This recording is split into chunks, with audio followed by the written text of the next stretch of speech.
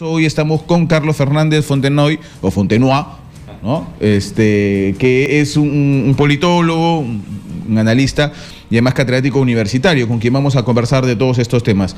Don Carlos Fernández, bienvenido al programa, un gusto. ¿Cómo está, José? ¿Qué tal? A ver, vamos por partes y por cucharadas. Creo que todo el mundo está en las redes dando vueltas y repitiendo y viendo este video que salió en un medio de comunicación del interior del país, en Huancayo, donde el candidato Pedro Pablo Kuczynski se le ve luego de un mitin entregando hojas de coca, ¿no? Sus bolsitas con hojas de coca, entregando el pisco, que él había dicho nunca había entregado. Más allá del monto, ¿eh? Aquí estamos hablando, don Carlos, de el dejar de mentirle a la gente, ¿no es cierto? Creo que es el fondo del tema. No sé cómo lo ve usted. Yo creo que es totalmente negativo ver a candidatos presidenciales mintiendo. Yo creo que en eso estamos todos de acuerdo. Nadie puede afirmar de que eso esté muy bien. Esto se da, me parece, entre un contexto de crisis del proceso electoral, ¿no? Un proceso de crisis del proceso electoral donde hay varias causas que han generado esta crisis. Se empiezan a manifestar en casi todos los candidatos problemas, ¿no? Casi ninguno se salva. Entonces, yo creo que lo que tenemos que hacer a estas alturas del partido es investigar cuáles han sido las causas de esta crisis del proceso electoral, que en los últimos 3 procesos no existió. Probablemente una de las causas sea la desorganización, el desorden, el mal trabajo que se ha hecho en el Congreso en cuanto a las modificaciones de las normas, ¿no es cierto? La ley de organizaciones, ahora organizaciones políticas, antes partidos políticos, se dio al último momento, cuando estábamos ya cerquísimas a las elecciones. Así es. Yo creo que el primer error fue el Congreso, ¿no? El Congreso aprobó a destiempo, por lo tanto son los primeros culpables. Los segundos son el Poder Ejecutivo, que también se demoró, o ya hasta se demoró en observar la ley, ¿no?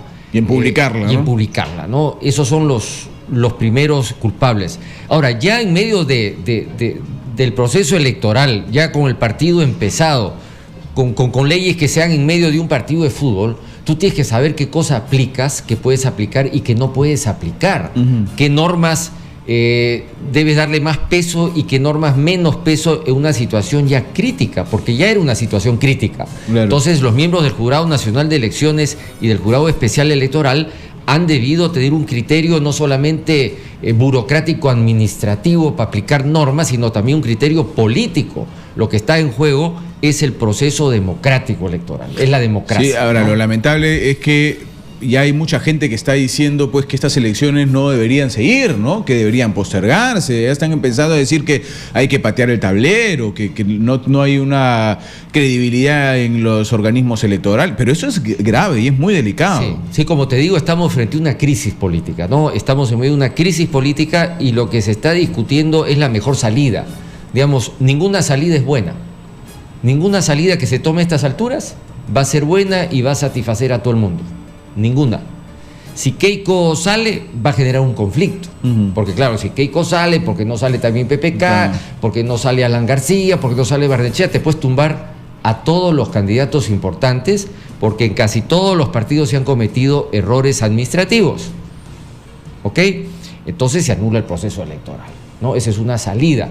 Pero es una salida terrible. Es una salida terrible porque eso significa anular el proceso electoral, postergar las elecciones y claro, eso se va a juntar con que ya llegamos a 28 de julio, los tiempos son muy cortos, el Congreso deja de existir el 28 de julio, el presidente deja de ser presidente el 28 de julio. Y que nos quedamos acéfalos. Así es. Entonces existe el peligro de que los tiempos, digamos, generen una crisis mayor. Además, yo me imagino que los otros candidatos, a quienes muchos no consideran importantes, dirían, oigan, un momentito, nosotros sí cumplimos las normas, o sea, porque los que están arriba, según las encuestas, cometieron errores y se van, ¿qué? Y nosotros pagamos el pato también. Yo me imagino que saldría pues el señor Díez Canseco, el propio hasta Santos, que está como candidato en prisión, pero está como candidato, ¿no es cierto? Miguel Hilario y etcétera, ¿no? Saldrían a decir como, ¿y nosotros qué? ¿No contamos?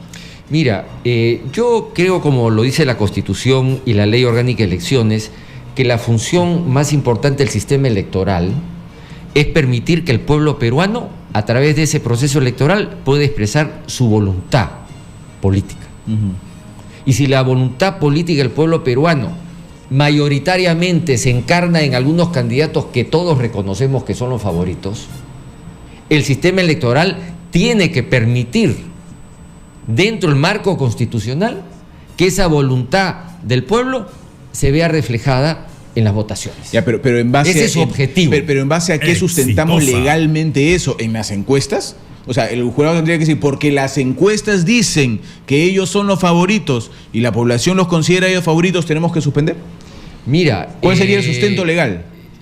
Yo creo que es difícil, es una situación difícil. Tú tienes que tener algún tipo de indicios de que eso es así, ¿no es cierto? Ahora, si tú ves que todas las encuestadoras, sin excepción, dan como favoritos a ciertos candidatos, ¿no? Entonces yo creo que ese es un indicio razonable para decir, mira, la voluntad popular en términos generales está en torno a estos 5 o 6 candidatos. Pero eso ha ocurrido siempre en la historia de las elecciones desde que existen las encuestadoras y nunca la chuntaron a estas alturas del partido. Entre los 5 primeros, sí. Entre los 5 primeros, pero si Ollanta en las elecciones anteriores estaba quinto o sexto todavía a estas alturas del partido, no iba a segunda vuelta ni a cañones. Faltando 3 semanas, claro. 3 semanas. Claro. Bueno, o sea, como te digo, son indicios, es difícil. Yo coincido contigo en que, ¿no?, buscar un fundamento es complicado, porque aparte de este indicio que yo te digo, ¿qué otros hay? Exacto. ¿Cuál es el sustento?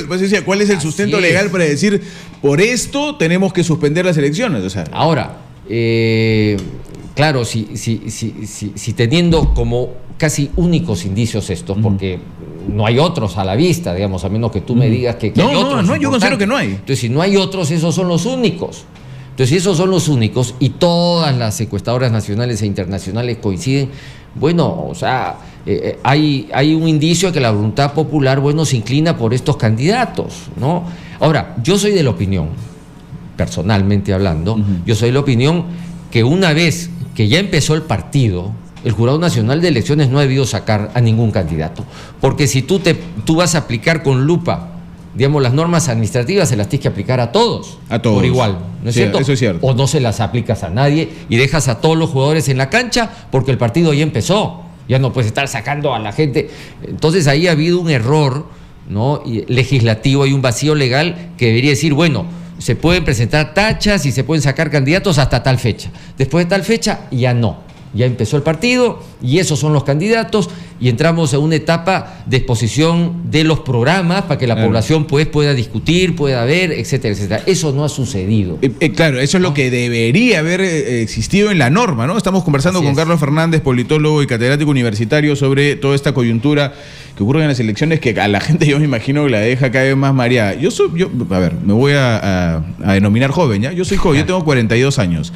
Yo recuerdo algunas de las elecciones pasadas, por supuesto, y he leído sobre la de Belaúnde en los 60, pese al golpe de Estado de Velasco en el 68, luego de Morales Bermúdez, retomó en el 80 haciendo elecciones donde gana Belaúnde, etcétera, ¿no? Luego ya sabemos la historia, Alan García, Fujimori, Toledo, nuevamente Alan. Pero no recuerdo yo procesos electorales, no recuerdo haber leído tampoco como donde hay a 3 semanas candidatos que pueden salir, favoritos que son acusados porque la ley dice que pueden ser acusados y pueden ser retirados de la contienda electoral, faltando una semana podrían ser retirados. La próxima semana podrían ser retirados los candidatos denominados favoritos. 5 días antes también. Ya, pero esto se ha visto antes. Nunca, yo que tengo más o menos la misma edad que tú, nunca lo he visto tampoco, nunca se ha visto, ¿no? Entonces, digamos, en términos del proceso de construcción de la democracia en el Perú es un retroceso, ¿no? Hemos retrocedido en todo lo que es procesos electorales democráticos, hemos retrocedido. Eso no quiere decir que el mundo se va a acabar tampoco, ¿no es cierto? Tampoco el mundo se va a acabar, el Perú va a seguir progresando económicamente. Pero nos debilita, pues. No debilita institucionalmente porque este Jurado Nacional y el Congreso y los actores políticos han actuado mal.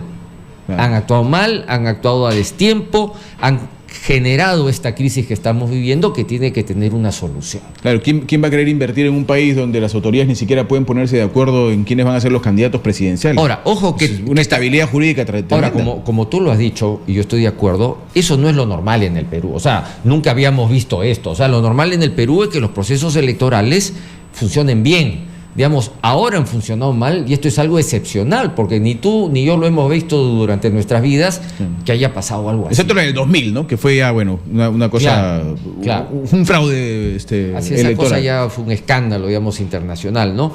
Pero generalmente lo normal es que en el Perú, en los últimos tiempos, por lo menos salvo esa excepción, han habido procesos electorales normales, digamos, con sus pequeños problemas que todo proceso electoral tiene, pero no... se han generado estas crisis políticas que se han generado ahora, ¿no? Ahora, hay que buscar una solución, ¿no? Una solución que permita, digamos, que se concluya con el proceso electoral de la mejor manera posible y que se corrijan sobre todo los errores que se han cometido para que no se vuelvan a cometer.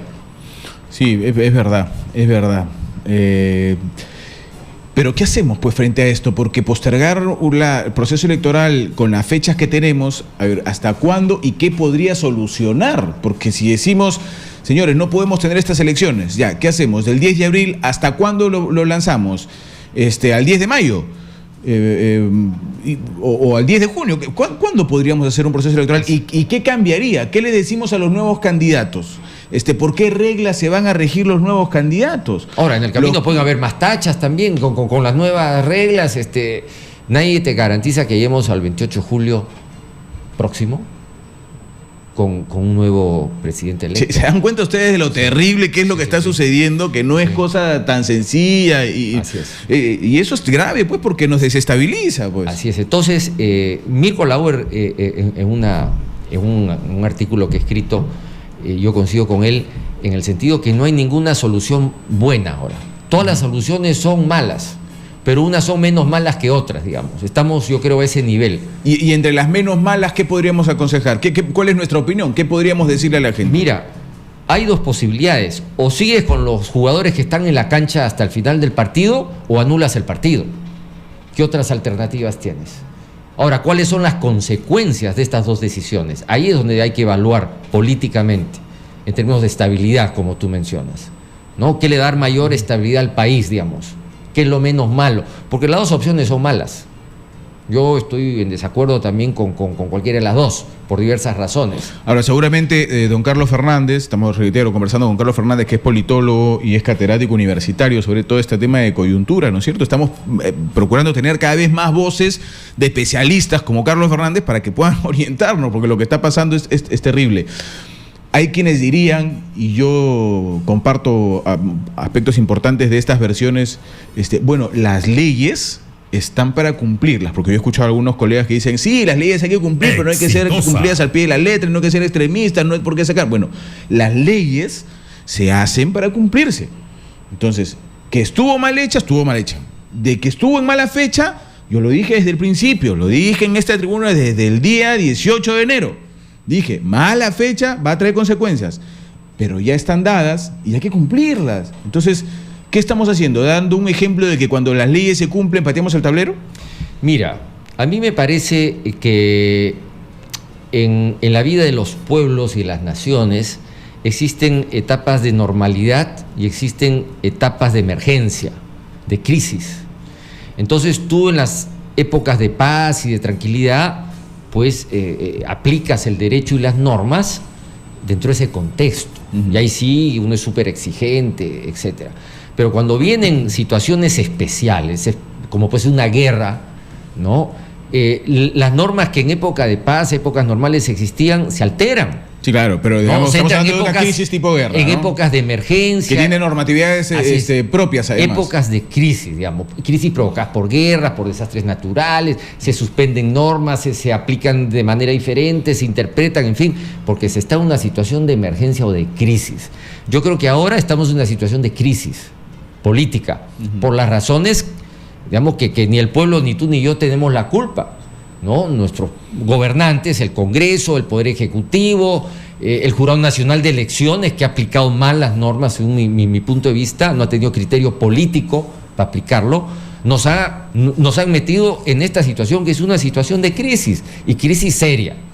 Entonces, en épocas de crisis, en épocas especiales como esta, tiene que haber soluciones también especiales. O sea, tú no puedes mirar con lupa, como un burócrata, el punto y coma, porque no estamos en una situación normal. Ahora no estamos en una situación normal. Todos estos actores que hemos mencionado, Congreso, Poder Ejecutivo, Jurado Nacional de Elecciones, han generado, todos ellos, una situación de crisis política. Ahora, la crisis política se origina ¿cómo? Al cumplir esta norma. ¿O ya considera usted que veníamos con una crisis política atrás? No, yo creo, como lo mencionaste tú primero, que se inicia con la dación de la ley a destiempo el Congreso. Ajá. Después el Poder Ejecutivo también se demora, ¿no? Todos se han demorado. Entonces ya cuando el Jurado Nacional de Elecciones tiene que aplicar normas, ya empezó el partido. Entonces cuando ya el partido ya empezó, ¿no? Y quedan muy pocos días, tú no puedes estar sacando a candidatos que están en segundo puesto y que según todas las encuestas en una segunda vuelta podía ganarle a Keiko y ser presidente del Perú. Es decir, han sacado a un posible futuro presidente del Perú como era Julio Guzmán. Así es. Entonces eso es grave. Digamos, eso es grave. Entonces ya pero Julio Guzmán no tiene que ver con esta norma. No tiene que ver con esta norma. Pero después han ido sacando también candidatos que han ido segundos, y ahora quien sacar uno queda primero. Entonces es una situación de crisis. Yo creo que hoy día todos reconocemos que estamos en una situación especial. Entonces, en este tipo de situaciones graves o serias, también tienen que haber soluciones, pues, dentro de este contexto, y que nos ayuden a salir de la crisis, superar la crisis y volver, pues, a una situación de estabilidad, que es la que todos queremos que exista. Muy bien, ¿no? La cosa está que arde, como dirían algunos. Sí, ¿no? sí, sí. La sí, cosa sí. está que arde. Ahora, todo esto tiene que ver porque tenemos también funcionarios, políticos, burócratas que no tienen criterio político, ¿no? Hay que nombrar a gente no solamente con capacidad legal, administrativa, sino también con conocimientos políticos.